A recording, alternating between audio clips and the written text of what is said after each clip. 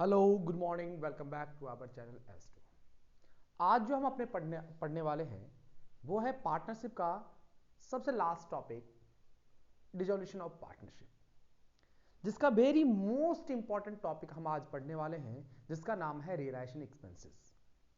क्योंकि आजकल जो हमने ब्लूप्रिंट देखा एग्जामिनेशन का, जिसमें पता लगा है कि डिसोल्यूशन चैप्टर का छोटे छोटे क्वेश्चन ही आएंगे, और वो एक्चुअली आते भी हैं। जिसमें सबसे इंपॉर्टेंट टॉपिक है वो है रियलाइजेशन एक्सपेंस का, जो आज हम डिस्कस करने वाले हैं। आज का ये वीडियो आपको कंफर्मेशन के साथ बता सकता हूं कि ये डाउट क्लियर हो जाएगा। आप सारे के सारे क्वेश्चन कर सकते हो रियलाइजेशन से related.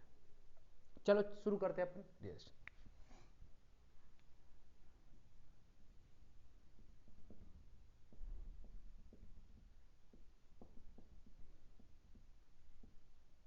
Realisation expenses. Realisation expenses जो होते हैं बेटा, ये कौन से खर्चे होते हैं इसको बताता हूं। क्या होता है कि जैसे कि रियलाइजेशन मतलब आप लोग जानते होंगे कि वसूली। हम लोग क्या करते हैं जब कंपनी डिसॉल्व होता है, या फिर हम ये कह सकते हैं जब फॉर्म डिसॉल्व होता है, फॉर्म जब हम समाप्त करते हैं, वो समाप्त करने के कंडीशन कुछ भी हो सकते हैं, वो हम पढ़ेंगे। लेकिन आज का अपना टॉपिक है रियलाइजेशन एक्सपेंस से रिलेटेड। तो क्या होता है कि अगर हम फॉर्म डिसॉल्व करते हैं, तो फॉर्म डिसॉल्व करने के बाद, डिसॉल्व करने से क्या होता है कि वो सारी के सारी असेट्स क्या करते हैं, बेचा जाता है, और सारे उससे जो पैसे रिकवर होते हैं उससे क्या किया जाता है, लायबिलिटी का पेमेंट किया जाता है। इसमें असेट्स रिकवर करने में, असेट्स से पैसे रिकवर करने में और लायबिलिटी का पेमेंट करने में बहुत सारे खर्चे होते हैं। इनके अलावा, पेमेंट करने के अलावा भी कई सारे खर्चे होते हैं। हो सकता है कि किसी ब्रोकर को देना पड़ रहा हो, या फिर किसी ज्यादा कार्टेज का खर्चा हो जाता हो, लाने ले जाने का खर्चा हो जाता हो, ऑटो फेयर, बस फेयर, कुछ भी खर्चे हो। ये जो खर्चे होते हैं वो किस में आते हैं बेटा, रियलाइजेशन एक्सपेंस में आते हैं। आप लोग एक ही बात याद रखना, रियलाइजेशन जब हम कंपनी डिसॉल्व करते हैं, तो तीन ही नाम आपको कैरी करना चाहिए। एक तो बेटा पार्टनर्स कैपिटल, एक कौन सा बेटा, पार्टनर्स कैपिटल, दूसरा बेटा आपके पास कैश या बैंक, और तीसरा आपका हो जाता है बेटा लोन। ये तीन नाम पहले तो ट्रांसफर किया जाता है, फिर करते हैं इन तीन नाम के अलावा कुछ भी नहीं लिखा जाता है, ना ही अनरिकॉर्डेड असेट्स, ना ही अनरिकॉर्डेड लायबिलिटी। आज हम ज्यादा डीपली नहीं पढ़ेंगे, हमारा नेक्स्ट वीडियो इसी से रिलेटेड होगा, आप जरूर पढ़िएगा। आज अपन चलते रियलाइजेशन एक्सपेंस के बारे में। रियलाइजेशन एक्सपेंसेस दो टाइप के होते हैं। सबसे पहला ध्यान से सुनिए बेटा, रियलाइज हो सकता है कि रियलाइजेशन एक्सपेंसेस जो हो वो क्या हो बेटा, बॉर्न बाय पार्टनर्स हो सकता है। इसका मतलब ये मत समझो कि बॉर्न, बॉर्न का मतलब बियर बॉर्न, बॉर्न बेटा यानी कि झेलना। हम ये कह सकते हैं, इसका मतलब हम आपको ये समझा सकते हैं कि हो सकता है कि रियलाइजेशन एक्सपेंस किसका हो बेटा, पार्टनर्स का हो। कैसे, हम और समझते हैं बेटा, पहले इसको समझ लो। पहला तो है बेटा बॉर्न बाय पार्टनर, दूसरा है बेटा बॉर्न बाय फर्म। ध्यान सुनो बेटा, जैसे कि समझो, पहला तो है बेटा बॉर्न बाय पार्टनर्स या भी बॉर्न बाय फर्म। पहला दूसरे से मतलब नहीं बेटा, मतलब है कि दो ही टाइप के खर्चे होते हैं। हो सकता है कि फर्म का खर्चा हो सकता है कि पार्टनर्स का खर्चा हो।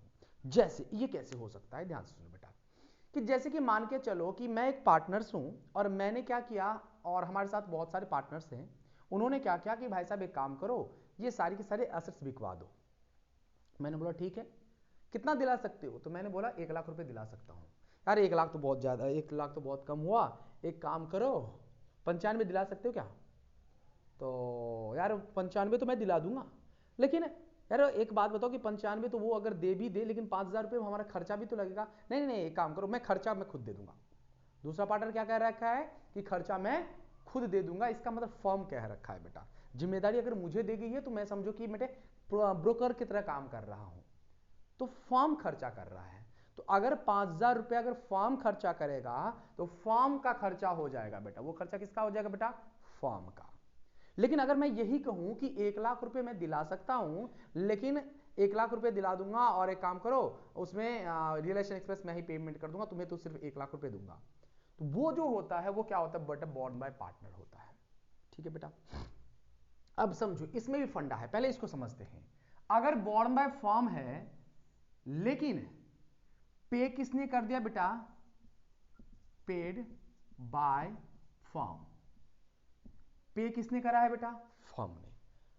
खर्चा किसका है? फर्म का। बॉर्न किसने किया है बेटा? फर्म ने फॉर्म किया है।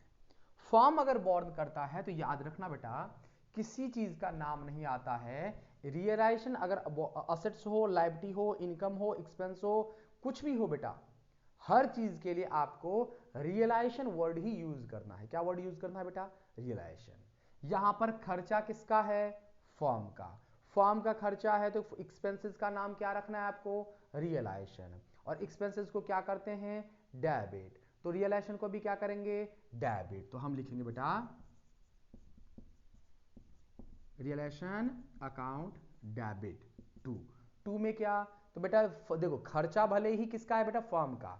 तो फर्म ने क्या कर दिया? रियलाइजेशन को क्या कर दिया बेटा? डेबिट कर दिया। लेकिन पेड बाय क्या है बेटा? फर्म। फर्म से क्या गया होगा? कैश। तो हम क्या लिखेंगे बेटा? To cash oblique bank account. इसमें बहुत बड़ा लफड़ा होता है बेटा कि सर कैश लिखें या बैंक लिखें। ध्यान से सुनो बेटा, अगर बैलेंस शीट में कैश अकाउंट है, कैश लिखा हुआ है, कैश इन हैंड लिखा हुआ है, तो आप यहां पर भी कैश ही वर्ड यूज करोगे, हर जगह कैश यूज करोगे। अगर बैंक बैलेंस लिखा हुआ है तो हम बैंक वर्ड यूज करेंगे। जहां पर कैश और बैंक दोनों होता है वहां पर जिसका अमाउंट ज्यादा होगा उसका यूज करना है, अदरवाइज नहीं यूज करना। ठीक है बेटा, चलते हैं अपन। अब ध्यान सुनो बेटा, ये क्या था बेटा? Paid by firm. और दूसरा क्या होता है बेटा? Paid by partners. फर्म का खर्चा है। फर्म खर्चा किसका है बेटा? फर्म का। फर्म का खर्चा है तो खर्चे के बदले हम क्या वर्ड यूज करेंगे बेटा? रियलाइजेशन।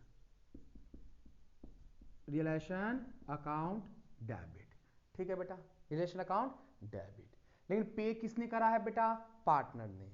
अगर फर्म के बदले पेमेंट पार्टनर्स कर देता है तो फर्म की यह जिम्मेदारी बनती है कि पार्टनर्स को उस पैसे का भुगतान किया जाए। अब भुगतान करने के लिए हम उसे क्या करते हैं बेटा? उसके पार्टनर्स कैपिटल को, उस पार्टनर्स के कैपिटल को क्या कर देते हैं बेटा? क्रेडिट कर देते हैं। टू क्या लिखेंगे बेटा? Partners capital account. क्लियर बेटा, ये चीज खत्म। सबसे पहले याद रखना बेटा, अगर बॉर्न बाय फर्म कैसे पता चलेगा, ये पता कैसे चलता है?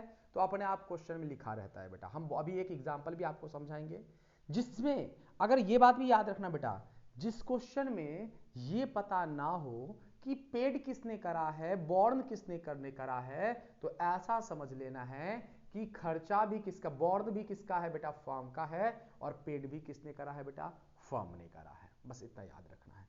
तो एंट्री क्या होगी बेटा? Realisation account debit to cash या बैंक। नेक्स्ट चलते हैं बेटा, आपके पास है अगर खर्चा किसका हो बेटा? पार्टनर्स का। और इसमें भी दो कंडीशन आते हैं। पार्टनर का खर्चा है और पेड, पेड बाय किसने बेटा? फर्म ने। पार्टनर का खर्चा है, खर्चा किसका है बेटा? पार्टनर्स का। पे किसने कर लिया बेटा? फर्म ने कर लिया। तो जैसे अगर पार्टनर पेमेंट करता है तो फर्म की जिम्मेदारी बनती है कि उसको देना पड़ेगा। वैसे ही अगर पार्टनर का खर्चा है, फर्म ने पे करा है, तो ऑब्वियस सी बात है यहां पर हमने क्रेडिट किया था। देखो बेटा, दोनों उल्टा है। पेड पार्टनर है, सॉरी बॉर्न पार्टनर है, पेड बाय फर्म है। यहां पर उल्टा है बेटा, तो एंट्री भी क्या हो जाएगी? उल्टी। लेकिन वहां पर नहीं, ध्यान से सुनो बेटा, फर्म ने पे करा है तो फर्म से कैश गया होगा बेटा? टू हम लिखेंगे बेटा कैश ऑब्लिक बैंक अकाउंट। ठीक है, लेकिन ऊपर क्या लिखेंगे? तो देखो बेटा, खर्चा था पार्टनर्स का तो फर्म क्या करेगा? उससे चार्ज कर लेगा। चार्ज कहां से करेगा? तो पार्टनर्स कैपिटल अकाउंट डेबिट कर देगा बेटा। ठीक है बेटा, पार्टनर्स के कैपिटल अकाउंट से चार्ज कर लेगा। फिर फिलहाल पेमेंट अगर फर्म ने किया है तो फर्म को क्या कर देंगे बेटा? बैंक को क्रेडिट कर देंगे। ठीक है, नेक्स्ट दूसरा है बेटा पेड बाय पार्टनर्स। अगर पार्टनर्स ने पे करा है, खर्चा किसका है बेटा? पार्टनर्स का। पे किसने करा है बेटा? पार्टनर्स। तो इसकी कोई जनरल एंट्री नहीं होती, इसकी कोई जनरल एंट्री नहीं होती। ठीक है, क्योंकि इसमें बेटा ऑब्वियसली बात है, खर्चा अगर मेरा है, पर्सनली मेरा है, मैं अगर अपने बच्चों की फीस का पेमेंट मैं खुद के बैंक अकाउंट से करता हूं, उसे फर्म को क्या लेना देना? हाँ, अगर फॉर्म से मैं पैसे निकाल के देता हूं तो वो ड्राइंग्स में आ जाता है बेटा, यहां पर कुछ नहीं होगा। और ड्राइंग्स वर्ड लिख ही नहीं सकते, ये सारे का सारा रियलाइजेशन में जाता है बेटा, क्योंकि फॉर्म डिसॉल्व कर रहे हैं हम। कोई भी नया अकाउंट हम ओपन नहीं कर सकते, इसलिए किसी भी चीज के लिए असेट्स हो, लायबिलिटी हो, इनकम हो, एक्सपेंस हो, जो कुछ भी है बेटा, सबके लिए क्या करते हैं बेटा, रियलाइजेशन वर्ड यूज करते हैं। लेकिन यहां पर कुछ नहीं करेंगे क्योंकि पेड बाय फॉर्म है और paid by borne by partner है और पेड बाय पार्टनर है, इसलिए कोई खर्चा नहीं। एक और चीज याद रखना, मैंने अभी भी जो नोट्स लिखा है, नोट लिख लेना बेटा आप लोग, कि अगर if there is no information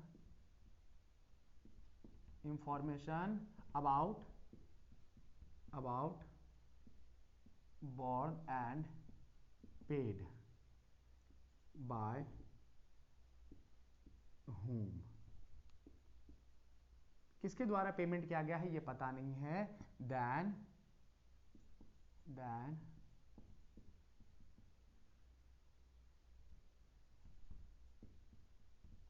general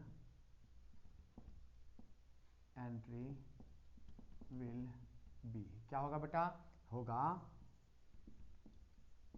relation account debit to cash oblique bank. अच्छा, अब कुछ एक एग्जांपल करते हैं बेटा। एक बात याद रखना, अगर मान के चलो क्वेश्चन ऐसा कह रखा है कि total realisation expense is 2000 rupees, कितना बेटा, 2000 rupees. 1000 is borne by partner, क्या बोल रखा बेटा, 1000 is borne by partner and one remaining का मतलब बेटा 1000 इज बाय किसका बेटा, firm. But total realisation expense paid by partner, आ रही बात से बेटा, total realisation expense paid by partners. अब ध्यान सुनो बेटा, अब यहां पे एक कंडीशन है बेटा, 1000 रुपए किसका था, कौन बॉर्न करता, पार्टनर, तो इसने टोटल 2000 पेमेंट करे हैं, तो 1000 इसका मतलब ये वाला पेमेंट करा है, तो 1000 रुपए की कोई जनरल एंट्री नहीं होगी। जनरल एंट्री किसकी होगी बेटा, 1000 रुपए फॉर्म का खर्चा था, लेकिन किसने पेमेंट कराया बेटा, पार्टनर्स ने, तो बोर्न बाय फॉर्म और पेड बाय पार्टनर, तो ये वाली जनरल एंट्री होगी बेटा, realisation account debit to partners capital account. इससे रिलेटेड एक और वीडियो बनाएंगे जिसमें से आपको बताएंगे, कुछ एक एंट्रीज करेंगे। उम्मीद करता हूं आपको समझ में आया होगा, अगर समझ में आया तो प्लीज चैनल को सब्सक्राइब जरूर करें और जल्द से जल्द शेयर करें। मिलते हैं अपन